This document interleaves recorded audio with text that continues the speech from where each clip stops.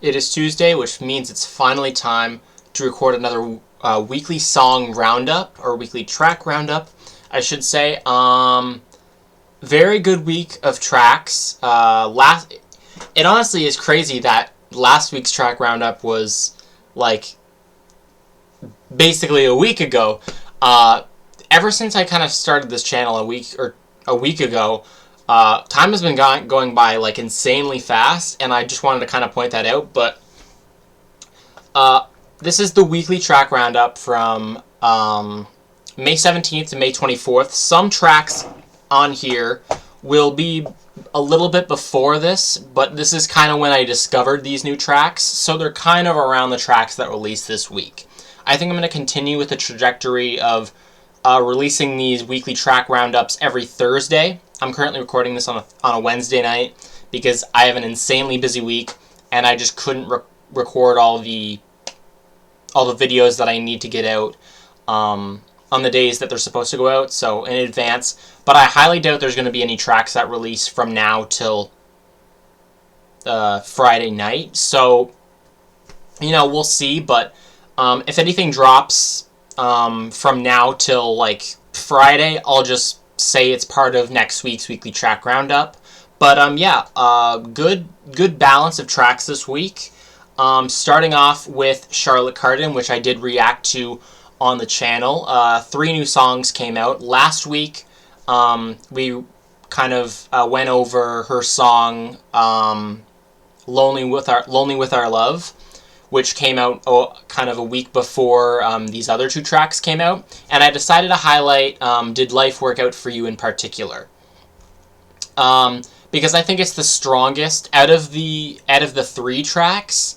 I think it has the best production, and the overall message is really beautiful. I love this entire EP of tracks that she's put out, and I really, really hope she continues on this trajectory of kind of more singer-songwriter feel, ballad feel. Charlotte Cardin is a super, super great artist, and I just love what she's been putting out. Every single year she manages to come out with amazing tracks, and I don't think I've ever heard a bad song by her. Like, it's incredible the amount of quality she has in her discography, and this song in particular is one of her best. I do love "Did Life Work Out For You." It's a great message, great vocals, and the production is a little bit more stronger than the other 2 tracks that are on this EP. Following the similar kind of trajectory, Billie Eilish obviously dropped her new album, which the reaction is on my channel right now. But I decided to kind of highlight the main kind of single from this album, which is "Lunch." And if anything, I feel like I'm going to be a little bit more harsh on this than I would be any other song in the album.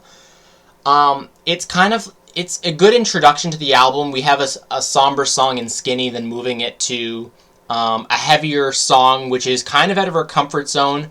Normally she doesn't kind of go with these full-scale heavy tracks like this, but the lyrics are definitely risque for her, but it's very, very, I'm very, very happy that she's comfortable enough to be kind of expressing this side of her music and the genre that she kind of decided to show in this song. I don't mind this song, but in context with the other songs on the album, I don't like it as much. It's catchy. Towards the end of the song, I like the production more, but in the early part, it's just kind of okay. But yeah, I mean, this is kind of what a lead single would do. It's catchy. It's not something too difficult for someone to listen to, like some of the other tracks, like "L'amour de ma vie," and I almost said "A." I was gonna start speaking French there. But like some other tracks on that album aren't nearly as accessible as this song is, and I can understand why this is kind of the main song she decided to kind of focus on for the kind of profit off the album kind of thing, like showcasing this is the lead kind of thing, because she didn't really have a lead single. She just dropped the entire thing in one, which I do like that, because we don't really understand a sense of what the album's going to be like before the day it drops. I really, really like that approach. But Lunch, it's a solid track. Lyrics are interesting, very, very interesting in terms of Billie Eilish, but I enjoyed it. I give this an 8 out of 10. And considering kind of just how harsh I was being on it, that shows you how quality this album actually is. Going back to this one, I'm also going to give this one a 9. This is a very, very fantastic song. Moving on. Bebe Rexha, yeah, I reviewed this one as well on my channel, and I wasn't really expecting this. I was not expecting this at all. You know, I'm glad Bebe's kind of going back to her club era. I've expressed this multiple times, but I'm not really a big fan of her kind of her heavily sampling like big songs and just kind of putting an electronic beat over it. I feel like it's lazy. That's kind of besides the point. I do like this new trajectory she's going on, or seems to be going on. It's super catchy. The production is incredible. No sampling that I hear. Maybe some subtle sampling, but it's not super evident.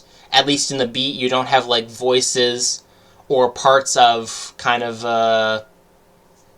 another hit song in the beat, maybe in the melody, but no, this is more original, obviously, and just very, very fun club-style music. I'll give this one an 8.5. I really, really enjoyed this track. Moving on, Omar Apollo. Also reacted to this one on the channel. My initial opinions was that his voice was jarring, obviously, but this is kind of coming from me being a kind of a first-time listener to Omar's music, because this was the first time I had kind of listened to Omar Apollo's music. But no, his voice sounded beautiful. It was kind of what's the word? It kind of gave me a Bruno Mars kind of Anderson .Paak kind of style flow to it. That's kind of what it reminded me of. Just the kind of sexiness, and I don't know exactly what the elegance is a good word to describe it, but I like the little the little thing that kind of looped in the background. But sorry for that. But overall, I really do like the song. I like the pre-chorus that kind of goes into, if anything, a weaker chorus. I really, really enjoyed the kind of pre-chorus part / chorus. It's kind of a chorus, but it's not really, because it kind of leads into the end of it. But you know, I really, really enjoyed this, and especially since this is my first time kind of hearing his music, I give it like a 7.25. It's not quite a 7.5, but it's not a 7. 7.25. My ranking of Omar's song. Encore by Shygirl and Danielle Harle. Yeah, the production on this one is absolutely stellar. Shygirl continues to impress with her song choices. It kind of reminds me of her older stuff on Alias, like Slime, and some of her other more club-heavier tracks. I found her last couple of albums to be kind of lackluster, but the production on this is absolutely fantastic. Danielle Harle is a perfect kind of collaborator that Shygirl needs to kind of get this era running again, and this is a perfect fit. This Danielle Harle and Shygirl work perfectly together. Her voice just fits the kind of production and the club beat esque of this song. It is a very, very fun and club song, like kind of the picture is representing. Obviously very, very representative of the song as a whole. Moving on to Confusion Song by Luna Lee. This is another artist that I am quite unfamiliar with. This is the first song I've listened to by her, but I really, really enjoyed it. City pop, indie pop is not really a genre I'm well versed in, but I really, really enjoyed it. And this is a song that it took me a couple listens to fully understand it and really understand the melody and her voice, but I love her kind of quiet voice mixing in with the kind of naturey just kind of beat in the background. I really, really enjoy it. If you haven't heard of Luna Lee, I totally recommend you listen to this song, and I will probably listen to future songs by her, because this was a great beginning to her, because I had no idea what to expect. I saw it on the new release page on Spotify, and I was like, oh, let's check this out. But no, I'm really, really impressed. I'll give this one an 8, and I'll give this one an 8.25, not an 8.5, 8.25. Moving on to Stardust, ZAYN. You know, I don't know if this is only my opinion, because I have seen a lot of very positive reviews for this album and this song as a whole, but I just find it kind of a snoot. Like, obviously there's kind of an overlap between peaceful song, or kind of happy, sad song that's slow and boring. But you have to, like, something's got to happen in it to make it not boring. And this song is just, I shouldn't say boring, it's just not original. And I know ZAYN really isn't a huge, like, artist for originality, and I've never been a huge fan of ZAYN. And I have heard some good things about this album, but this song in general is not to my liking. I feel like it's not like, I don't know what the word is, but it's not a ballad where I love it, because it's not really a ballad style, but it's not like a super kind of upbeat pop song. It's kind of in the middle, and when it hits the middle of that kind of genre sounding, I really don't know. Something's got to happen to kind of redeem it, because when it doesn't really have a climax, you kind of lose me. And ZAYN is just an artist I have struggled to kind of understand, and maybe I'm just not a ZAYN fan, but I don't know. It's just an okay song. I think I'll give it a 5.5. I would listen to it again. It's just not super interesting. Moving on to Saweetie. This one's a cute one. I enjoyed this. It's not something to be taken too seriously. It's a pretty fun rap girl bop. It's got this kind of catchy, like, chorus. Got that NANi, NANi, NANi. Like, I could, like, after one listen, that part in the chorus was stuck in my head all day. And this was, like, one of the main tracks where I only had to listen once, and I was like, yeah, I remember what that song sounds like. And while it's not, like, super groundbreaking, I do like when Saweetie does this with her music. I don't like her full. I feel like she suits the kind of pretty girl bop over kind of harsh rap that she sometimes tries to do. I don't know if I'm the only one here, but I think she fits better in this kind of pretty girl pink, like, not to kind of put a color and like a theme to it, but I just feel like this, like, instead of being badass, being like confident and just having like the concept in general, I feel like it suits her more than some concepts she's played out in the past. But yeah, this reminds me of like Doja Cat and some other songs by rap artists who have tried to kind of start pop rap up again. And I do really enjoy this track. It's not super, like, groundbreaking, as I've said, but it's catchy for what it's worth. I'll give it a 7. It sounds like I'm being harsh, but I honestly didn't expect much going into it, and I was pleasantly surprised. Moving on to Peggy Gao, or Goo. I don't know how to pronounce her name, but I do really love this track. Another one where I kind of found this song off of the new release tab on Spotify. The cover looked interesting. It really intrigued me. And I was like, let's check this artist out. And it's a very, very solid electronic track. It's a very... I'm not going to say it's carried heavily by her beat, because her voice sounds great. It just is very overpowering, but I kind of like that in a way, because you have the kind of pulsating beat that kind of reminds me of the title itself. It kind of reminds me of a C, kind of playful electronic beat. And then you got her kind of quiet, high-pitched voice singing along with the EDM track. I kind of like the, what's the word? I liked it. That's the word. I was trying to think of a word to sound smart, but it didn't. But I really like the contrast. I really like the contrast between the beat and her quiet voice. That kind of just makes the sound very, very pleasant to listen to. Again, I suggest if you haven't listened to this song or don't know who this artist is, totally go check her out. I was unfamiliar with her too, and I'm very, very pleased with this song. If you're into electronic music, this is definitely the artist to go, because it's a very, very fun track. Moving on to ELIO.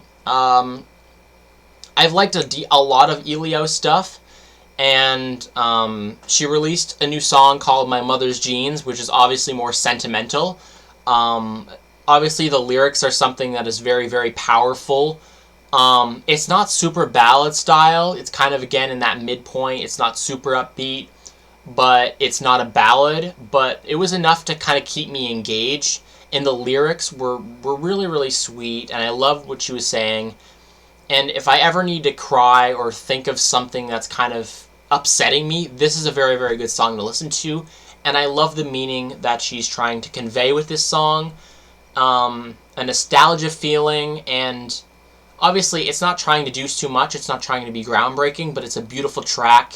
And a lot of people could probably relate to this, including myself. Beautiful track. I'll give it an 8. ELIO does it again. I also discovered her... on a remix of her song Charger with Charli XCX, and I'm a huge Charli XCX fan, so that's kind of the crossover that kind of made me listen to more ELIO, and this is a very different track compared to where others, but, you know, a very good track none the least. Moving on to Empire of the Sun. Again, a common theme of this weekly track roundup is discovering new artists, and Empire of the Sun is another kind of artist or band. I think they're 2 people that I've kind of learned to kind of understand more. A lot of artists I've tried to kind of listen to their music more, and by listening to a couple tracks through these weekly track roundups, I've been understanding more and beginning to like them more. But this song, it's a solid track. It's got a nice beat. I really enjoy the production on this track. It's just a little too repetitive. I liked it on first listen, and honestly, on second listen, it got worse for me. I don't know if it was the kind of way I was listening to it. I wasn't in the right headspace. But when listening to it on second time, I think I liked it less. I don't know. I just found it a little bit too repetitive, but I do like the production, and even if you had it shortened a little bit or added some other parts, I think I would have enjoyed this more. But again, not a bad track, a little too repetitive, but I don't know if you guys agree with me on this or not. But I'll give it a 6.5 out of 10. It's really interesting. It's got a lot of elements, like it's got electronic, it's got kind of disco elements, and just, I don't know, a very big fusion of elements on this track. And I mean, I appreciate it, but it was just okay for me. Moving on to He Loves Us Both by Lila Ike and H.E.R. This is a very, very interesting track because this is a reggae type kind of, it's a really, really nice vibe. It's not super overpowering, but I can just play it and really, really enjoy it. Like, reggae music is something that I haven't really been familiar with, but this song, Lila Ike, don't know much about her. I just kind of, I was like, ooh, a new H.E.R. track. But I know both of these artists kind of collaborate super well on this track. I didn't know H.E.R was kind of big in the reggae kind of scene, but she sounded great on this track. Both of their voices were incredible. It just, I don't, something about this track is so smooth to listen to. I love the reggae feel. Fantastic track, 7.5 out of 10. Moving on to another track, Breaking News by Kitty Cash, Rico Nasty, and Kilo Kish. So, again, the cover kind of introduced me to this song. I feel like I saw the cover and I was like, ooh, this kind of looks like something I'd be interested in. I love Rico Nasty, so I also wanted to try this song out. But the other two artists on this track I was kind of unfamiliar with, and I think it's an okay track. I don't think it's super different compared to Rico Nasty's stuff that she's made before. The main artist on this, Kitty Cash, has a beautiful voice. Sounds very good on the track. It's okay. I don't know what else you could do to make this stand out more. I just think that the production lacks. I just think it's because the artistry levels, because when I was watching the music video on YouTube, I noticed that they didn't have many views, and that's not obviously saying that someone who doesn't get many views can't have fantastic production, but I realized that was kind of a thing that was kind of really hindering the song's potential, because I did enjoy the song. It was just a little distracting, kind of knowing it was lacking something. But I'll give this a 6 out of 10. I think it's a little okay for Rico Nasty's discography. She has a lot better things. But I'm interested to see what she does next, because I like her style. I love the production of her tracks, and she likes to do rap and hyperpop. Fuse those together. She does a fantastic job of that, but it's an okay song, at least on this one. I did react to this and this on the channel, Time by Childish Gambino and Ariana Grande, as well as Sweet Thang by Childish Gambino and Summer Walker. Again, I'm going to reiterate it, like I did on the reaction video. Yeah. I strongly like Sweet Thang a lot more than Time. I found the production on Time is just super distracting, and I don't know, it's just very distracting in my opinion, and it's just a very, very okay track. But I don't know, I feel like I'd like it more if the production was more toned down. Like, it's a little too chaotic for my liking. Tone that down a little bit, because their voices sound great on the track. It's just a little too complicated. I'm going to give this one like a 5.5. Not really feeling it. This one, I did kind of wish it was longer. It sounded like 2 tracks in one. You know, I love the kind of choir-esque vocals in the background. Summer Walker's voice sounded incredible towards the end of the track. It had a bouncy beat kind of in the first part, then it escalated into a kind of second song, it felt like. But I kind of wish it was longer, because I was kind of getting into my own zone with this track, and I really, really enjoy all the elements of this track that kind of combine together. Much better production. I'll give this one a 7 out of 10. And moving on to our last track that we're going to be reviewing is called Woke Up by X.G. So X.G obviously is a Japanese, well, it's not obvious to a lot of people, but is a Japanese girl group, and they do a lot of different elements. They're known for their R&B, they're known for their cutesy pop, kind of K-pop-esque style, and they went with a different trajectory on this track, which was very, very trap, rap themed, and I'm not sure how I feel about it. I feel like the flow is nice. I like their flow, but the lyrics kind of, it's kind of a little controversial. The black scent is a little questionable. I don't know. You know, if it was in Korean, I feel like I would like it a lot more. And I say this with a lot of like Japanese and K-pop-esque songs. But if the lyrics weren't in English, I feel like I would like it a lot more, just because I've started to notice how weak lyricism is in this kind of not in all of the industry, but a lot of it I've noticed is just like it's kind of off-putting, And when lyricism is so important in a genre like rap, it kind of puts me off of it, and the beat also isn't anything special. I feel like they could have went for something way more hard than a generic a trap rap beat kind of thing. But overall, I like the flow, but everything else kind of lacks. I would like better production and just a different beat in general. It's just a generic trap beat, which I'm not a fan of. I mean, I like their kind of more low-key R&B tracks. They're probably they're probably one of the best R&B Japanese slash K-pop groups like that do it. Like, R&B is their specialty, and I think they should stick with that. But like, I can acknowledge they have flow, but the lyricism needs some work.